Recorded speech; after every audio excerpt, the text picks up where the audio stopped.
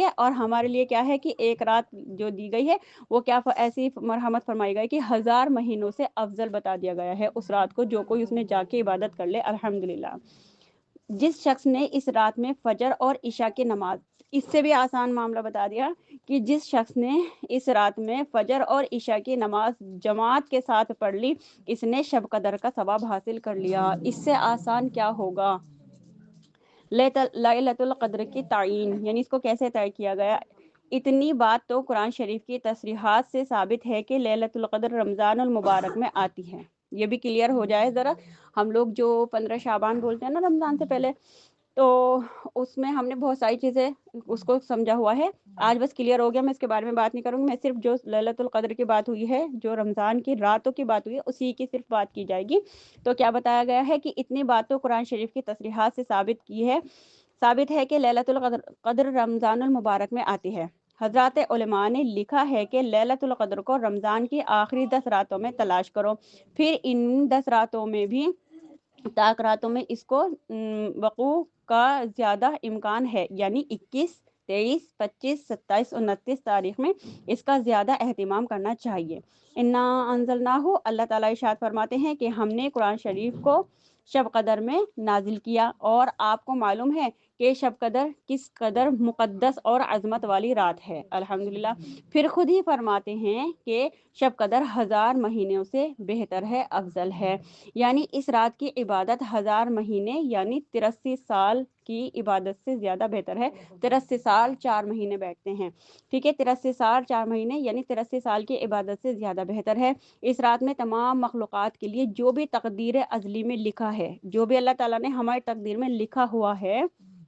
اس کا جو حصہ اس سال میں یعنی اس رمضان سے اگلے رمضان تک پیش آنے والا ہے، وہ ان فرشتوں کے حوالے کر دیا جاتا ہے جو کائنات کی تدبیر کے لیے مامور ہیں، اور وہ 4 فرشتے ہیں، حضرت جبرائیل علیہ السلام، حضرت میکائیل علیہ السلام، حضرت اسرافیل علیہ السلام اور حضرت عزرائیل علیہ السلام۔ اس میں ہر انسان کی موت یعنی عمر، موت، رزق اور بارش وغیرہ کی مقدار، اور کس کو حج نصیب ہوگا، ہے نا، یہ سب کچھ لکھ دیا جاتا ہے۔ اب آپ دیکھو کوئی تو نا رمضان کے اگلے دن بھی مر جاتے ہیں رمضان میں، ہے نا، کوئی پہلے مہینے میں اس طرح، اور کوئی بالکل دوسرا رمضان آنے سے پہلے ہی مرتے ہیں۔ تو وہ سارا کچھ جو ہے نا طے کر کے ان فرشتوں کو دے دیا جاتا ہے جو اس ایک سال کی تقدیر ہوتی ہے، بارش، موت اور کیا کہتے ہیں اس کو، عمر، رزق، ٹھیک ہے۔ اب ہے شب قدر کی فضیلت، یعنی اس کی فضیلت کیا ہے۔ آگے مزید شب قدر کی فضیلت و اہمیت کا ذکر کیا ہے کہ اس رات میں فرشتے اور جبریل امی اپنے پروردگار کے حکم سے ہر امر خیر یعنی اچھا حکم خیر کو لے کر زمین کی طرف اترتے ہیں، اور یہ رات سراپا سلامتی والی ہے الحمدللہ۔ چنانچہ حضرت انس رضی اللہ عنہ سے مروی ہے کہ حضرت جبرائیل علیہ السلام شب قدر میں فرشتوں کی ایک جماعت کے ساتھ آتے ہیں، اور جس شخص کو بھی یاد مولا میں یعنی اللہ تعالیٰ کی یاد میں مشغول پاتے ہیں، اس پر سلامتی بھیجتے ہیں اور اس کے لیے رحمت کی دعا کرتے ہیں الحمدللہ۔ دیکھو یعنی جو بندہ اللہ تعالیٰ کی یاد میں مشغول رہتا ہے، بے شک جس کی جتنی ہمت اور استطاعت ہے وہ اتنی عبادت کرے، بلکہ اس سے تھوڑا اور زیادہ ہی کر لے، کیونکہ یہ 1000 مہینوں سے افضل ہے۔ پھر اس کے باوجود کہ اس سے اور زیادہ نہیں ہو رہی ہے، اگر وہ بستر پر بھی ہے، لیٹا ہوا بھی ہے، پر اللہ کی یاد میں مشغول ہے، تو اس پر سلامتی بھیجی جا رہی ہے اور اس کے لیے رحمت کی دعا کی جا رہی ہے الحمدللہ۔ دوسری حدیث سے پاک میں ہے کہ اس رات میں توبہ قبول ہوتی ہے الحمدللہ۔ تو خوب زیادہ رو دھو کے، خوب زیادہ سچے دل کے ساتھ، دل کو صاف کر کے بہت ہی اچھے سے اہتمام سے استغفار کیا جائے، اور یہ سوچا جائے شاید ہی یہ میری آج آخری رات ہو، شاید ہی یہ میرا آخری رمضان ہو، شاید ہی میری زندگی کے کچھ لمحات باقی ہوں، اور خوب رو دھو کر اللہ تعالیٰ کو منا لیا جائے۔ یعنی وہ کون بد نصیب ہوگا جو ان مبارک دنوں میں، ان مبارک راتوں میں بھی اللہ تعالیٰ کو نہ منا سکے۔ اللہم حافظنا، اللہ پاک ہماری حفاظت فرمائے، ہم ان دنوں میں بہت ہی گناہ سے دور رہیں۔ اسی لیے تو رمضان کی تیاری ابھی سے شروع کر دیں، ابھی سے جو ہے نا جھوٹ سے بچنے کی کوشش کریں، غصے پہ کنٹرول کرنے کی کوشش کریں، جو بھی ہے نا ہمارے اندر کمیاں خامیاں ہمیں خود معلوم ہے، اس کو جو ہے نا اپنے اندر سے نکالنے کی کوشش کریں، کیا سوچ کے کہ رمضان آ رہا ہے، جب بھی کچھ ہم سے ہو غلط کہ نہیں بھائی رمضان آ رہا ہے، رمضان آ رہا ہے، کیونکہ ہم اب سے کوشش کریں گے تب جا کے کچھ چیزیں کم ہوں گی ہماری رمضان تک، اور نہیں تو پھر کیا ہوگا، ہمارا اتنی محنت سے رکھا گیا روزہ وہ خراب ہو جائے گا، ٹھیک ہے۔ پچھلی امتوں کا روزہ تو صرف بولنے سے، جھوٹ نہیں کہا میں نے، صرف بولنے سے بھی ٹوٹ جاتا تھا، اور कितना रोजा होता था, 24 घंटे का, शाम से शाम तक ही दोबारा रोजा होता था, सोने से भी उनका रोजा टूट जाता था गोया कि। बहुत वैसा मुश्किल रोजा था। हम तो झूठ भी बोल रहे हैं, गीबतें भी कर रहे हैं, और दुनिया की मोहब्बत में भी लगे हुए हैं, और खाने पीने के तैयारों में भी खुद जो है ना अपने टाइम को सर्व कर रहे हैं, है ना। लेकिन उसके बाद भी सिर्फ क्या फरमाया, खराब होता है। तो हम खराब तो ना होने दें कम से कम, वरना तो जैसे रोजे की मिसाल कैसे बताई जाती है कि जैसे एक नूर का गोला है, ठीक है, उसमें जो है अगर हम कमी कोताही करेंगे अपने गुनाहों की वजह से, तो वो वैसा हो जाएगा, खराब हो जाएगा, नूर खत्म हो जाएगा उसमें से। तो हम कभी भी किसी भी जो है ना दुकान पे जाएं, सेब छांटें या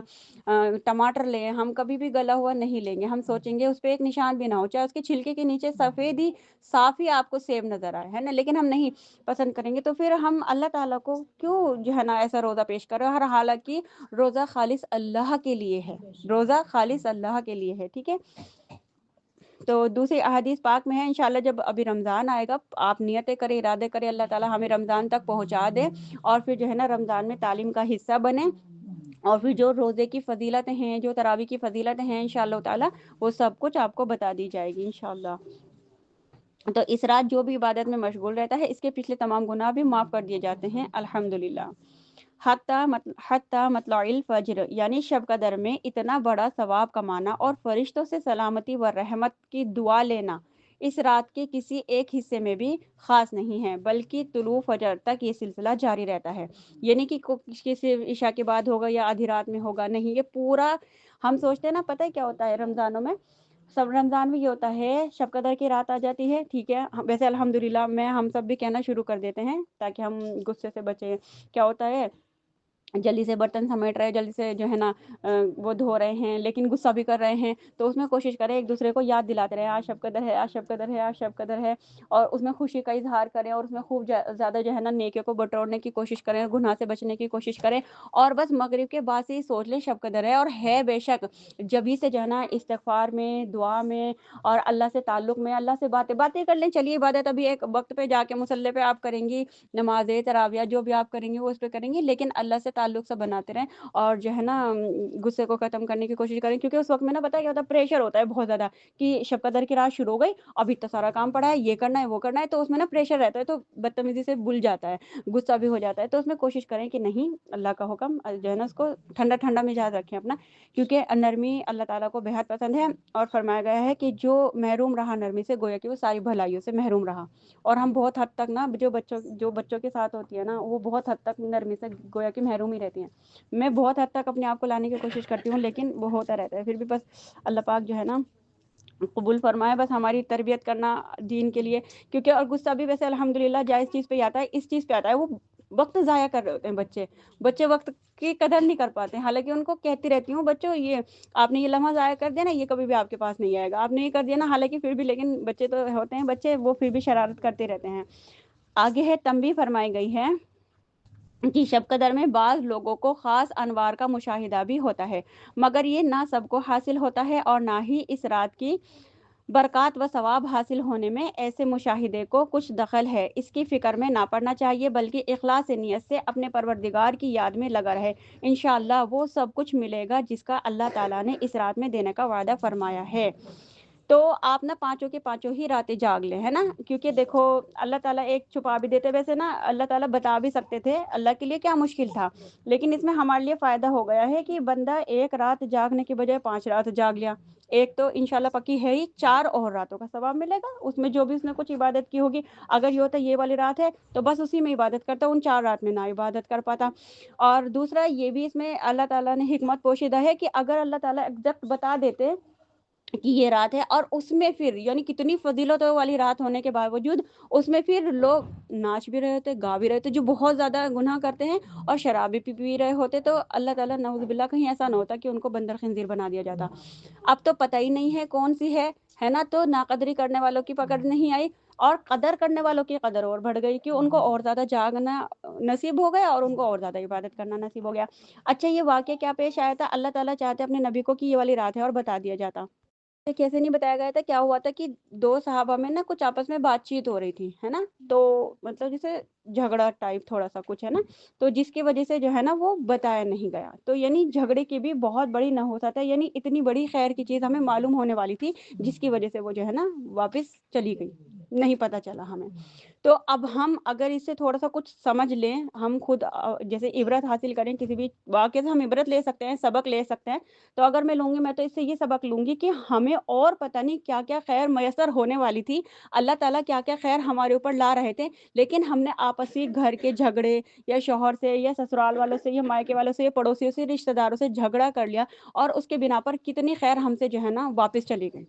है ना? तो हम बहुत हद तक कोशिश करें, ये नहीं कि मैं पाक साफ़ होके यहाँ बैठी हूँ, लेकिन हाँ, इंशाअल्लाह अल्हम्दुलिल्लाह कोशिश हमेशा ये रहती है कि लड़ाई झगड़ों से दूर रहें।